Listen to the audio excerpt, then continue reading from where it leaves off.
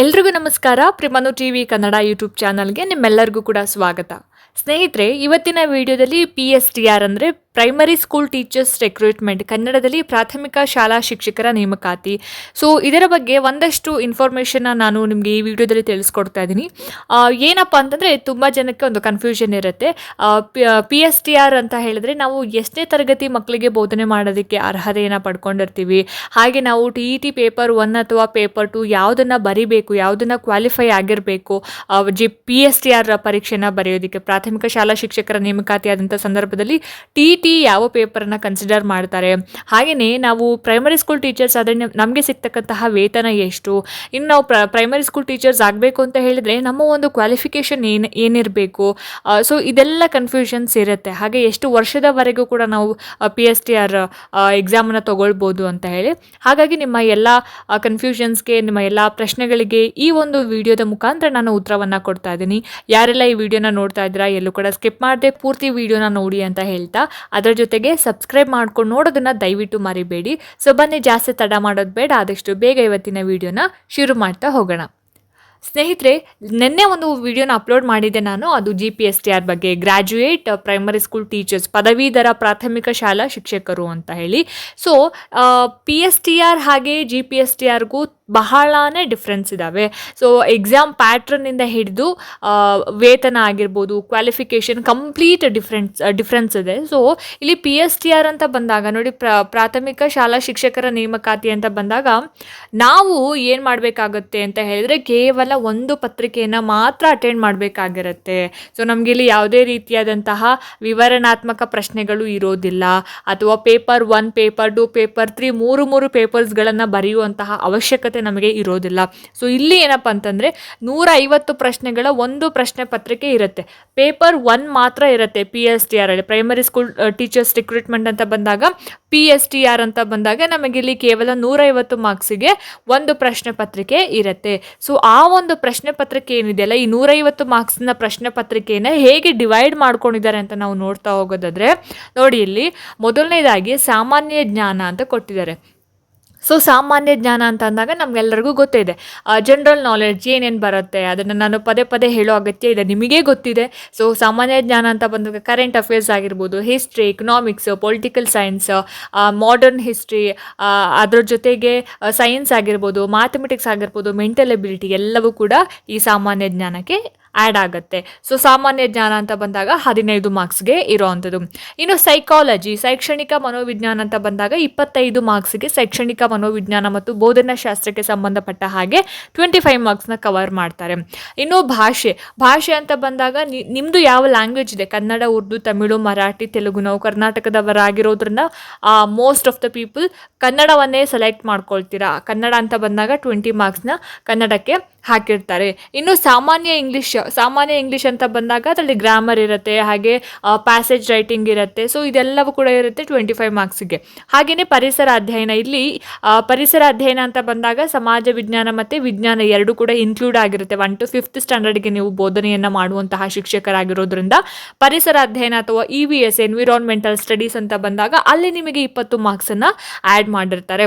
ಇನ್ನು ಗಣಿತ, ಸಣ್ಣ ಪುಟ್ಟ ಕಳಿಯೋದು, ಬಾಗಿಸೋದು, ಗುಣಿಸೋದು, ಸೊ ಈ ಥರ ಗಣಿತ ಇರುತ್ತೆ, ನಿಮಗೆ 20 ಮಾರ್ಕ್ಸಿಗೆ ಗಣಿತ ಪೇಪರನ್ನು ಕೊಡ್ತಾರೆ. ಇನ್ನು ಕಂಪ್ಯೂಟರ್ ಸಾಕ್ಷರತೆ, ಕಂಪ್ಯೂಟರ್ ನಾಲೆಡ್ಜ್ ಅಂತ ಬಂದಾಗ ನಿಮಗೆ 25 ಮಾರ್ಕ್ಸ್ ಇರುತ್ತೆ. ಸೊ ಟೋಟಲ್ ಆಗಿ ಎಷ್ಟು ಮಾರ್ಕ್ಸ್ ಆಗುತ್ತೆ, 150 ಮಾರ್ಕ್ಸಿಗೆ ಒಂದೇ ಪೇಪರ್ ಇರುತ್ತೆ. ಓಕೆನಾ. ಸೊ ನೀವು ನನ್ನ ಚಾನಲಲ್ಲಿ ಕಂಪ್ಯೂಟರ್ಗೆ ಸಂಬಂಧಪಟ್ಟ ಹಾಗೆ ತುಂಬ ವೀಡಿಯೋಸ್ಗಳನ್ನ ಮಾಡಿದ್ದೀರಾ. ಸಿ ಕಂಪ್ಯೂಟರ್ ಅಂತ ಬಂದಾಗ ನಿಮಗೆ HSTRಗೆ ಸಪ್ರೇಟ್ ಸಿಲೆಬಸ್ಸು, GPSTRಗೆ ಸಪ್ರೇಟ್ ಸಿಲೆಬಸ್ಸು, ಅಥವಾ SDA FDAಗೆ ಸಪ್ರೇಟ್ ಸಿಲೆಬಸ್ ಇರೋದಿಲ್ಲ ಸ್ನೇಹಿತರೆ. ಕಂಪ್ಯೂಟರ್ ಅಂತ ಬಂದಾಗ ಎಷ್ಟು 10 ರಿಂದ 15 ಲೆಸನ್ಸ್ ಇರುತ್ತೆ, ಅದನ್ನೇ ಎಲ್ಲ ಎಕ್ಸಾಮ್ಗಳಲ್ಲೂ ಕೂಡ ಕೊಡ್ತಾರೆ. ಸೊ ನನ್ನ ಚಾನಲಲ್ಲಿ ನೀವು ನೋಡಿದರೆ ಗೊತ್ತಾಗುತ್ತೆ, ಅಲ್ಲಿ PDO, ವಿಲೇಜ್ ಅಕೌಂಟೆಂಟ್ಗೆ ಸಂಬಂಧಪಟ್ಟ ಹಾಗೆ ಕಂಪ್ಯೂಟರ್ ಲೆಸನ್ಸ್ ಬೈ ಲೆಸನ್ಸ್ ಮಾಡ್ಕೊಂಡು ಹೋಗಿದ್ದೀನಿ. ಲೆಸನ್ಸ್ ವೈಸ್ ನಾನು ವಿಡಿಯೋಸ್ಗಳನ್ನ ಮಾಡ್ಕೊಂಡು ಹೋಗಿದ್ದೀನಿ. ಅದು ಕೇವಲ PDO ಎಕ್ಸಾಮ್ಗಳಿಗೆ ಮಾತ್ರ ಅಲ್ಲ, ಕಂಪ್ಯೂಟರ್ ಅಂತ ಅಂದರೆ ಎಲ್ಲ ಎಕ್ಸಾಮ್ಗಳಿಗೂ ಕೂಡ ಅದೇ ಸಿಲೆಬಸ್ ಇರೋದ್ರಿಂದ ನಾವು ಯಾವುದೇ ರೀತಿಯಂತಹ ಕಂಪ್ಯೂಟರ್ ವೀಡಿಯೋಸ್ನ ನೋಡಿದ್ರೂ ಕೂಡ ನೀವು ಅದನ್ನು ಇಗ್ನೋರ್ ಮಾಡಬೇಡಿ, ನೋಡಿ. ಓಕೆನಾ. ಮಲ್ಟಿಪಲ್ ಚಾಯ್ಸ್ ಕ್ವೆಶನ್ಸ್ ಆಗಿರ್ಬೋದು, ಅಥವಾ ಕೆಲವೊಬ್ಬರು ಲೆಸನ್ಸ್ಗಳನ್ನು ಮಾಡಿರ್ತಾರೆ, ಅದೆಲ್ಲವನ್ನು ಕೂಡ ನೀವು ನೋಡ್ಬೋದು. ಸೊ ಕಂಪ್ಯೂಟರ್ ಅಂತ ಬಂದಾಗ 25 ಮಾರ್ಕ್ಸಿಗೆ ಇರುತ್ತೆ. ಸೊ ಇದೆಲ್ಲವೂ ಕೂಡ ಎಷ್ಟು ಮಾರ್ಕ್ಸ್ಗೆ ಟೋಟಲ್ ಆಗಿರುತ್ತೆ ಅಂತ ಹೇಳಿದ್ರೆ 150 ಮಾರ್ಕ್ಸ್ಗೆ ಕೇವಲ ಒಂದು ಪ್ರಶ್ನೆ ಪತ್ರಿಕೆಯನ್ನು ಮಾತ್ರ ನೀವು ಇಲ್ಲಿ ಬರಿಬೇಕಾಗತ್ತೆ. ಆ್ಯಂಡ್ ಒನ್ ಮೋರ್ ಥಿಂಗ್ ಏನಪ್ಪ ಅಂತಂದರೆ GPSTR ಪರೀಕ್ಷೆಯಲ್ಲಿ PSTR ಪರೀಕ್ಷೆಯಲ್ಲಿ ಯಾವುದೇ ರೀತಿಯಂತಹ ನೆಗೆಟಿವ್ ಮಾರ್ಕ್ಸ್ ಇರೋದಿಲ್ಲ. ಅಂದರೆ ಋಣಾತ್ಮಕ ಮೌಲ್ಯಮಾಪನ. ಸೊ ನೀವು ರೀಸೆಂಟಾಗಿ ಯಾವ ಎಕ್ಸಾಮ್ ಬರೆದಿದ್ದೀರಾ, ಯಾವುದು PDO ಆಗಿರಬಹುದು, ವಿಲೇಜ್ ಅಕೌಂಟೆಂಟ್ ಆಗಿರ್ಬೋದು, ಬೇರೆ ಯಾವುದೇ ಒಂದು ಕಾಂಪಿಟೇಟಿವ್ ಎಕ್ಸಾಮ್ಸ್ನ ತೊಗೊಂಡ್ರು ಕೂಡ ನಿಮಗೆ ಅಲ್ಲಿ ಋಣಾತ್ಮಕ ಅಂಕಗಳು ಅಂತ ಇರುತ್ತೆ ಅಲ್ವಾ. ಒಂದು ಪ್ರಶ್ನೆ ತಪ್ಪಾಯಿತು ಅಂತ ಹೇಳಿದ್ರೆ ಭಾಗ ಮಾರ್ಕ್ಸ್ನ ಕಟ್ ಮಾಡುವಂಥದ್ದು. ಸೊ ಈ ರೀತಿಯಂತಹ ಋಣಾತ್ಮಕ ಅಂಕಗಳು ಈ ಪರೀಕ್ಷೆಯಲ್ಲಿ ಇರೋದಿಲ್ಲ, ಋಣಾತ್ಮಕ ಮೌಲ್ಯಮಾಪನ ಇರೋದಿಲ್ಲ. ಅದರ ಜೊತೆಗೆ ವಿವರಣಾತ್ಮಕ ಪ್ರಶ್ನೆಗಳು ಕೂಡ ಇರೋದಿಲ್ಲ. ಸೊ ನೀವು GPSTR ಮತ್ತು HSTRನ ತೊಗೊಂಡ್ರೆ ಪೇಪರ್ 1 ಬಂದು ಎಲ್ಲರಿಗೂ ಕೂಡ ಕಾಮನ್ ಆಗಿರುತ್ತೆ. 150 ಮಾರ್ಕ್ಸ್ಗೆ MCQs ಇರುತ್ತೆ. ಪೇಪರ್ 2 ಅಂತ ಬಂದಾಗ ಅಲ್ಲಿ ನಿಮಗೆ 150 ಮಾರ್ಕ್ಸಿಗಿರುತ್ತೆ. 100 ಮಾರ್ಕ್ಸ್ ರೈಟಿಂಗ್ ಇರುತ್ತೆ, 50 ಮಾರ್ಕ್ಸ್ಗೆ ಏನಿರುತ್ತೆ MCQs ಇರುತ್ತೆ. ರೈಟಿಂಗ್ ಅಂತ ಹೇಳಿದ್ರೆ ವಿವರಣಾತ್ಮಕ ಪ್ರಶ್ನೆಗಳು 20 ಪ್ರಶ್ನೆಗಳಿರುತ್ತೆ, 3 ಅಂಕದ ಪ್ರಶ್ನೆಗಳು, ಅಥವಾ 10 ಪ್ರಶ್ನೆ ಇರುತ್ತೆ, 4 ಅಂಕದ ಪ್ರಶ್ನೆಗಳು.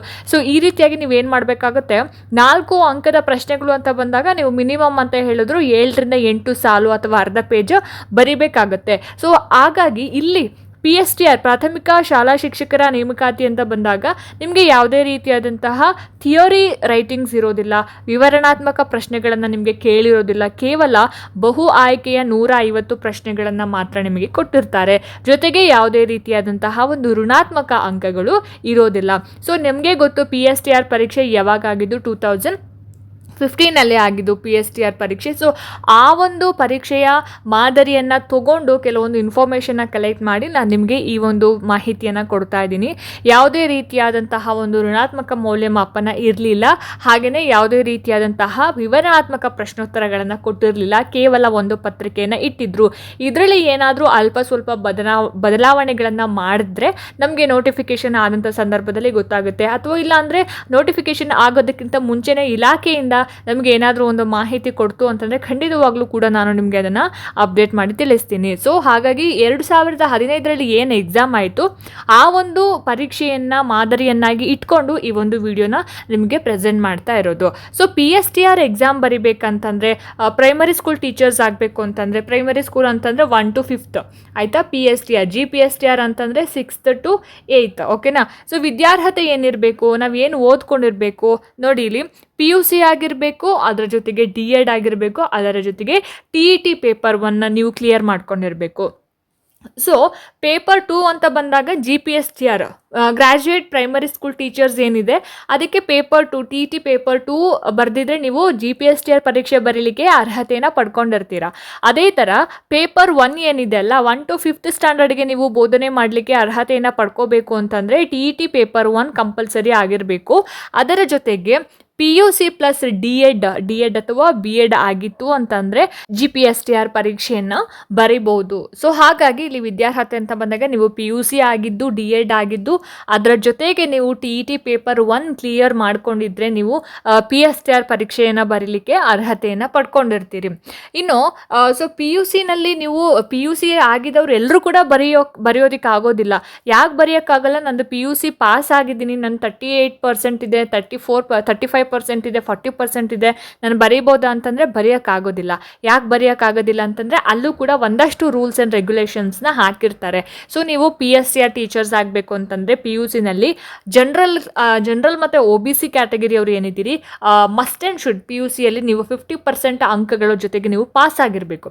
50% ನೀವು ತೊಗೊಂಡಿರಲೇಬೇಕು. PUCನೇ ಮೇಯ್ನ್. ಓಕೆನಾ. PUC ಮತ್ತು ಡಿಗ್ರಿನಲ್ಲಿ ನೀವೇನು ಮಾಡಬೇಕು, 50% ಮಾರ್ಕ್ಸ್ನ ತೊಗೊಂಡು ನೀವು ಪಾಸ್ ಆಗಿದ್ದರೆ ನೀವು ಈ ಒಂದು ಎಕ್ಸಾಮ್ನ ಬರಿಬೋದು. ಹಾಗೆ SC ST ಕ್ಯಾಂಡಿಡೇಟ್ಸು ಮತ್ತು ಕ್ಯಾಟಗರಿ 1 ಕ್ಯಾಂಡಿಡೇಟ್ಸ್ ಏನಿದ್ದೀರಿ ಅವರು PUCನಲ್ಲಿ 45% ತೊಗೊಂಡಿದ್ರೆ ನೀವು ಎಕ್ಸಾಮ್ನ ಬರೆಯುವಂತಹ ಒಂದು ಎಬಿಲಿಟಿ ನಿಮಗೆ ಇರುತ್ತೆ. ಸೊ ನಾವು PUC ಆಗಿದ ತಕ್ಷಣ ಎಕ್ಸಾಮ್ ಬರೆಯೋಕ್ಕಾಗಲ್ಲ. PUCನ ಎಷ್ಟು % ಮಾರ್ಕ್ಸ್ ಜೊತೆಗೆ ಪಾಸ್ ಆಗಿದ್ದೀರಿ ಅನ್ನೋದು ಕೂಡ ಇಲ್ಲಿ ಇಂಪಾರ್ಟೆಂಟ್ ಆಗುತ್ತೆ. ಸೊ ಹಾಗಾಗಿ PUCನ OBC ಮತ್ತು ಜನರಲ್ ಸ್ಟೂಡೆಂಟ್ಸ್ ಏನಿದ್ದೀರಿ 50% ಅಂಕಗಳ ಜೊತೆಗೆ ನೀವು ಪಾಸ್ ಮಾಡ್ಕೊಂಡಿರಬೇಕು. ಅದರ ಜೊತೆಗೆ SC ST ಮತ್ತು ಕ್ಯಾಟಗರಿ 1 ಸ್ಟೂಡೆಂಟ್ಸ್ ಏನಿದ್ದೀರಿ 45% ಅಂಕಗಳ ಜೊತೆಗೆ ನೀವು ಪಾಸ್ ಮಾಡ್ಕೊಂಡಿತ್ತು ಅಂತಂದರೆ ನೀವು ಈ ಒಂದು PSTR ಎಕ್ಸಾಮನ್ನು ಬರೆಯೋದಕ್ಕೆ ಅರ್ಹತೆಯನ್ನು ಪಡ್ಕೊಂಡಿರ್ತೀರಿ. ಹಾಗೆಯೇ ವೇತನ ಎಷ್ಟು ಕೊಡ್ತಾರೆ ಅಂದರೆ ಸ್ಯಾಲ್ರಿ ಏನು ಕೊಡ್ಬೋದು ಅಂತ ಹೇಳಿದ್ರೆ ಇಲ್ಲಿ 1 to 5th ಅಂತ ಬಂದಾಗ 1ನೇ ಕ್ಲಾಸಿಂದ 5ನೇ ಕ್ಲಾಸ್ನ ತನಕ ಬೋಧನೆ ಮಾಡ್ತಕ್ಕಂಥ ಶಿಕ್ಷಕರ ಒಂದು ಮೂಲ ವೇತನ ವೇತನ ಬಂದು 41,300. ಸೊ 41,000 ಅಂತಂದರೆ ಅದೇನು ತುಂಬ ಕಳಪೆನೂ ಅಲ್ಲ, ತುಂಬ ಚಿಕ್ಕ ಅಮೌಂಟು ಕೂಡ ಅಲ್ಲ ಅಲ್ವಾ. ಸೊ ಇವಾಗ ಗೆಸ್ಟ್ ಟೀಚರ್ಸ್ಗೆ 10,000 ಕೊಡ್ತಾ ಇದ್ದಾರೆ ಅಂದರೆ 4 ಪಟ್ಟು ನಮಗೆ ಜಾಸ್ತಿ ಬರುತ್ತೆ. 10,000 ರೂಪಾಯಿ ಅಂದರೆ 10,000 ರೂಪಾಯಿ 41,300 ರೂಪಾಯಿಯಲ್ಲಿ. ಸೊ ಮೂಲ ವೇತನ ಬಂದು 41,300 ರೂಪಾಯಿ. ಸೊ ಒಟ್ಟು ವೇತನ ಬಂದಾಗ 48,409 ರೂಪಾಯಿ 7th ಪೇ ಕಮಿಷನ್ ಏನಿದೆ ಅದರ ಪ್ರಕಾರ. ಸೊ ಹಾಗಾಗಿ 41,000 ಅನ್ನೋದು ತುಂಬ ಕಳಪೆ ಏನಿಲ್ಲ. ನಾನು ಪ್ರೈಮರಿ ಸ್ಕೂಲ್ ನಾನು GPSTRಗೆ ಪ್ರಿಪ್ರೇಷನ್ ಮಾಡ್ಕೊತಿದ್ದೀನಿ, HSTRಗೆ ಪ್ರಿಪ್ರೇಷನ್ ಮಾಡ್ಕೊತಿದ್ದೀನಿ, ನಾನು PSTR ಬರೆಯಲ್ಲ ಅಂತ ನೀವು ಅಂದ್ಕೊಳ್ಳೋಂಗಿಲ್ಲ. ಯಾಕೆ ಅಂತ ಹೇಳಿದ್ರೆ ನೀವು ಫಸ್ಟು ಪ್ರೈಮರಿ ಸ್ಕೂಲ್ ಟೀಚರ್ಸ್ ಆಗಿನೇ ಅಲ್ಲಿ ಕೆಲಸ ಮಾಡಿಕೊಂಡೇ ನೀವೇನು ಮಾಡ್ಬೋದು, ಪ್ರಮೋಷನ್ ಆಗುತ್ತೆ. ಅಥವಾ ನೀವು ಬೇರೆ ಬೇರೆ ಎಕ್ಸಾಮ್ನ ತೊಗೊಂಡು ಅಲ್ಲಿ ಇದ್ಕೊಂಡೇ ನೀವು ಸ್ಯಾಲ್ರಿನ ತೊಗೊಂಡೇ ಬೇರೆ ಎಕ್ಸಾಮ್ಗೆ ನೀವು ರೆಡಿಯಾಗಿ GPSTR ಕೂಡ ಬರಿಬೋದು, HSTR ಕೂಡ ಬರಿಬೋದಲ್ವಾ. ಸೊ ಹಾಗಾಗಿ ನಾನು ರೆಡಿ ಆಗ್ತಿರೋದು GPSTRಗೆ ಒಳ್ಳೆ ಸ್ಯಾಲ್ರಿ ಇದೆ, PSTR ಹೆಂಗೆ ಬರೀಲಿ ಅಂತ ನೀವು ಕಡೆಗಣಿಸಬೇಡಿ. ಯಾಕಂದರೆ 41,000 ಯಾರು ಸುಮ್ಮನೆ ಕೊಡಲ್ಲ ಅಲ್ವಾ. ನಿಮಗಿರೋ ನಾಲೆಡ್ಜ್ ಏನಿದೆ ಆ ನಾಲೆಡ್ಜಿಗೆ ತಕ್ಕ ಹಾಗೆ ನಿಮಗೆ ವೇತನ ಸಿಗುತ್ತೆ.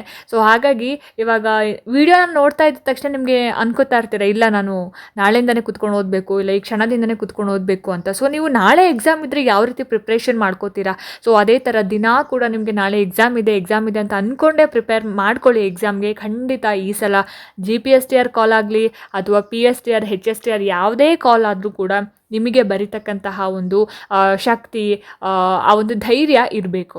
ಸೊ ಹಾಗಾಗಿ ಓದೋದನ್ನು ಬಿಡಬೇಡಿ, ಓದು ನಿರಂತರವಾಗಿರಲಿ. ಯಾವುದೇ ಎಕ್ಸಾಮ್ ಬಂದರೂ ಕೂಡ ನೀವು ತಲೆ ಕೆಡಿಸ್ಕೊಳ್ಳೋ ಅಗತ್ಯ ಇಲ್ಲ. ಗೊತ್ತಿದೆ ಅಲ್ಲ, ಒಂದು ಎಕ್ಸಾಮ್ ಕಾಲ್ ಆಗಿ ಆ ಎಕ್ಸಾಮ್ನ ಮಾಡಬೇಕು ಅಂತ ಹೇಳಿದರೆ ಮಿನಿಮಮ್ ಅಂದರೂ 3 months ಗ್ಯಾಪ್ ಇರುತ್ತೆ. ಸೊ ಆ 3 months ಗ್ಯಾಪ್ನ ನಾವು ತುಂಬ ಚೆನ್ನಾಗಿ ಯುಟಿಲೈಸ್ ಮಾಡ್ಕೊಳ್ಳೋಣ. ಅದರ ಜೊತೆಗೆ ಎಕ್ಸಾಮ್ ಕಾಲ್ ಆಗಲಿ ಅಂತ ಕಾಯ್ತಾ ಕೂತ್ಕೊಳ್ಳೋದಕ್ಕಿಂತ ಕಾಲ್ ಆಗೋದಕ್ಕಿಂತ ಮುಂಚೆನೇ ನಾವು ಎಲ್ಲ ಓದಿ ರೆಡಿ ಮಾಡಿಕೊಂಡು ಕಾಲ್ ಆದಮೇಲೆ ನಾವು ರಿವಿಷನ್ ಮಾಡಿಕೊಂಡ್ರೆ ನಮ್ಮ ನಾಲೆಡ್ಜ್ ಇನ್ನೂ ಬೇರೆ ಲೆವೆಲ್ಗೆ ಹೋಗುತ್ತೆ. ಸೊ ಹಾಗಾಗಿ ವೇತನದ ಬಗ್ಗೆ ನೀವು ತಲೆ ಕೆಡಿಸ್ಕೊಳ್ಬೇಡಿ. 41,000 ಏನಿದೆ ಇದು ಚಿಕ್ಕ ಅಮೌಂಟ್ ಅಲ್ವೇ ಅಲ್ಲ. ಸೊ ಹಾಗಾಗಿ ಇಲ್ಲಿ ವೇತನ ಅಂತ ಬಂದಾಗ 41,300 ಮೂಲ ವೇತನ ಇರುತ್ತೆ. ಒಟ್ಟು ವೇತನ ಬಂದು 48,409 ರೂಪಾಯಿಗಳು ಇರೋವಂಥದ್ದು. ಸೊ ಇದಿಷ್ಟು ಏನು PSTRಗೆ ಸಂಬಂಧಪಟ್ಟ ಹಾಗೆ ಎಷ್ಟು ಪೇಪರ್ನ ಅಟೆಂಡ್ ಮಾಡಬೇಕು, ಹಾಗೆಯೇ ವೇತನ ಎಷ್ಟಿರುತ್ತೆ, ಕ್ವಾಲಿಫಿಕೇಷನ್ ಏನಿರುತ್ತೆ, ಪೇಪರ್ 1ನಲ್ಲಿ ಏನೇನಿರುತ್ತೆ, ಋಣಾತ್ಮಕ ಅಂಕಗಳಿರುತ್ತಾ ಅಥವಾ ಡಿಸ್ಕ್ರಿಪ್ಟಿವ್ ಆನ್ಸರ್ಸ್ನ ಬರಿಬೇಕಾಗತ್ತಾ. ಸೊ ಇದೆಲ್ಲವೂ ಕೂಡ ಈ ಒಂದು ವಿಡಿಯೋ ಒಳಗೊಂಡಿತ್ತು. ಐ ಹೋಪ್ ಈ ವಿಡಿಯೋ ನಿಮಗೆ ಇಷ್ಟ ಆಗಿದೆ ಅಂತ ಅಂದ್ಕೊಳ್ತೀನಿ. ನಿಮಗೆ ಏನೇ ಡೌಟ್ಸ್ ಇದ್ರೂ ಕೂಡ ನನಗೆ ಕಮೆಂಟ್ ಸೆಕ್ಷನಲ್ಲಿ ಕಮೆಂಟ್ ಹಾಕಿ ನಿಮ್ಮ ಎಲ್ಲ ಡೌಟ್ಸ್ಗಳಿಗೆ ಉತ್ತರ ಕೊಡ್ತಕ್ಕಂತಹ ಪ್ರಯತ್ನ ನಾನು ಮಾಡ್ತೀನಿ. ಐ ಹೋಪ್ ಈ ವಿಡಿಯೋ ನಿಮಗೆ ಇಷ್ಟ ಆಗಿದೆ ಅಂತ ಭಾವಿಸ್ತೀನಿ. ಇಷ್ಟ ಆಯಿತು ಅಂತಂದರೆ ದಯವಿಟ್ಟು ಲೈಕ್ ಮಾಡಿ, ಶೇರ್ ಮಾಡಿ. ಹಾಗೆ ನಿಮ್ಮ ಅನಿಸಿಕೆ ಅಭಿಪ್ರಾಯಗಳೇನೇ ಇದ್ರೂ ಕೂಡ ನನಗೆ ಕಮೆಂಟ್ ಸೆಕ್ಷನಲ್ಲಿ ತಿಳಿಸಿ ಅಂತ ಹೇಳ್ತಾ, ಇದೇ ರೀತಿ ಹೆಚ್ಚಿನ ವೀಡಿಯೋಸ್ಗಳಿಗೋಸ್ಕರ ನಿರಂತರವಾಗಿ ನನ್ನ ಚಾನಲನ್ನು ನೋಡ್ತಾ ಇರಿ. ಮುಂದಿನ ವೀಡಿಯೋಸ್ಗಳಲ್ಲಿ ನಾನು ನಿಮಗೆ ಸಿಗ್ತೀನಿ. ಅಲ್ಲಿ ತನಕ ಎಲ್ರಿಗೂ ನಮಸ್ಕಾರ.